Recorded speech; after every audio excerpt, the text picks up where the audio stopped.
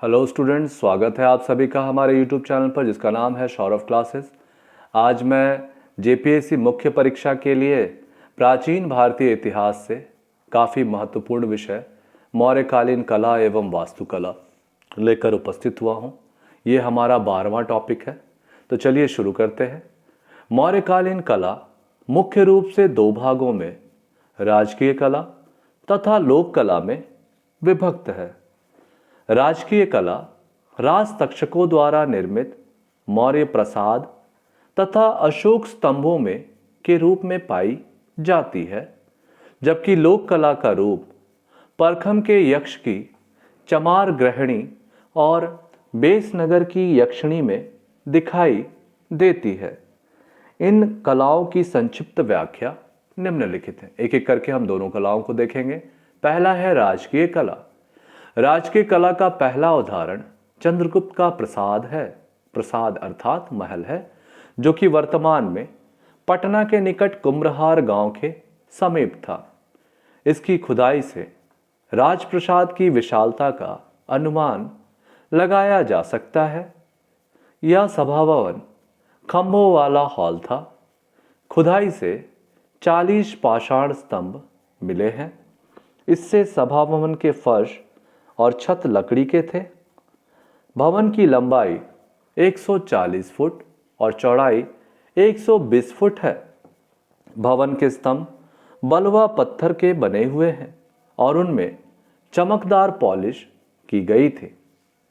मेगास्थनीज के अनुसार पाटलिपुत्र सोन और गंगा के संगम पर बसा हुआ था। नगर की लंबाई 9.5 मील और चौड़ाई 1.5 मील थी। नगर के चारों ओर लकड़ी की दीवार बनी हुई थी, जिसके बीच बीच में तीर चलाने के लिए छेद बना हुआ था। दीवार के चारों ओर एक खाई बनी हुई थी, जो 60 फुट गहरी और 600 फीट चौड़ी थी।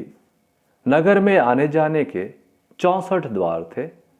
दीवारों पर बहुत से बुर्ज थे। इनकी संख्या 570 थी। यूनानी लेखकों ने लिखा है कि नदी तटों पर स्थित नगरों में प्रायः काष्ठ शिल्प का उपयोग होता था। सभा मंडप में शिला स्तंभों का प्रयोग एक नई प्रथा थी। मौर्यकाल के सर्वोत्कृष्ट नमूने अशोक के एकाश्मक स्तंभ है, जो कि इसने धर्म प्रचार के लिए देश के विभिन्न भागों में स्थापित किया। इनकी संख्या 20 है। ये चुनार के खानों से पत्थरों को काटकर निकालना, शिल्पकला में इन एकाश्मक खंभों को काट तराश कर वर्तमान रूप देना, इन स्तंभों को देश के विभिन्न भागों में पहुंचाना शिल्पकला तथा इंजीनियरिंग कौशल का अनोखा उदाहरण है। इन खंभों के दो मुख्य भाग उल्लेखनीय हैं। पहला है यष्टि स्तंभी याष्टि या गाबदुम और शीर्ष भाग।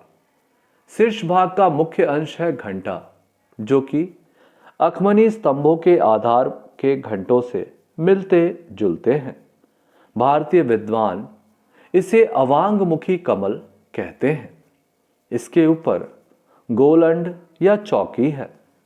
कुछ चौकियों पर 4 पशु और 4 छोटे चक्र अंकित हैं तथा कुछ पर हंस पंक्ति अंकित है।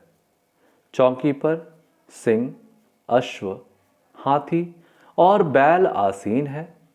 ये 4 पशु एक चक्र धारण किए हुए हैं।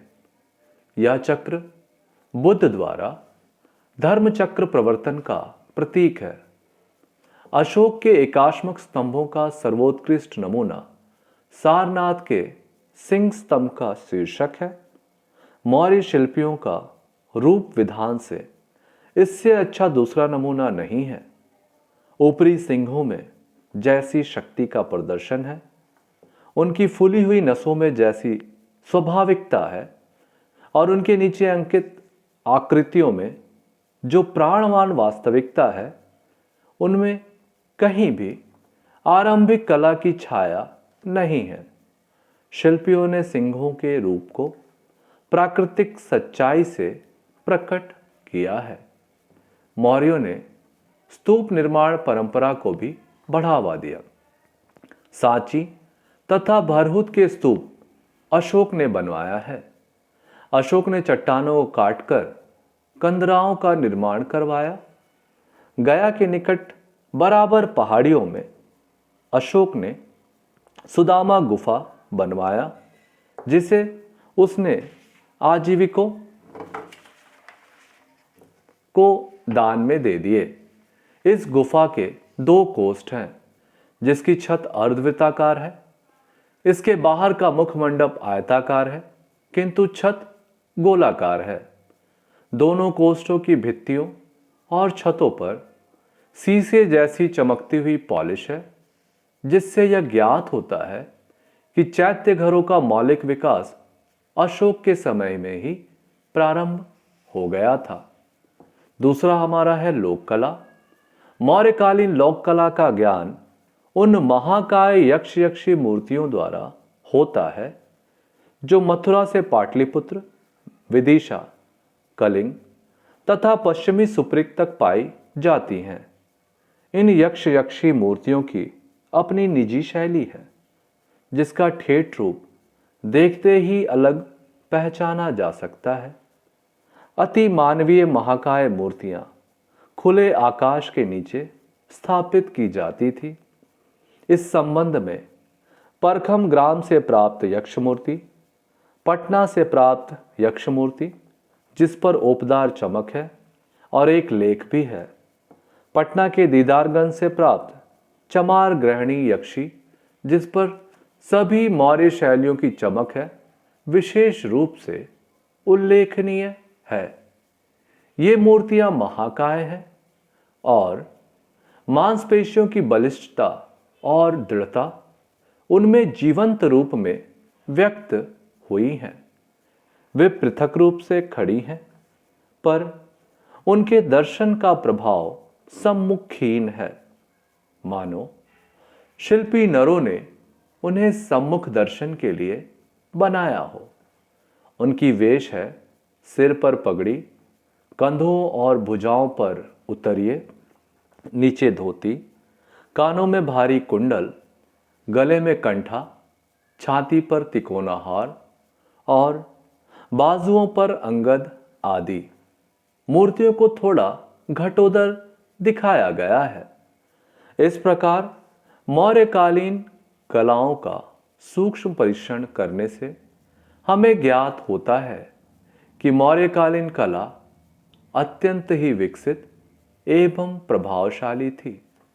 इससे हमें तत्कालीन कलाकारों की निपुणता का भी परिचय मिलता है। उन्होंने कला को जो सजीव रूप दिया है वो वर्तमान में भी जीवंत है। इस प्रकार से हमारा यह विषय यहीं समाप्त होता है। धन्यवाद।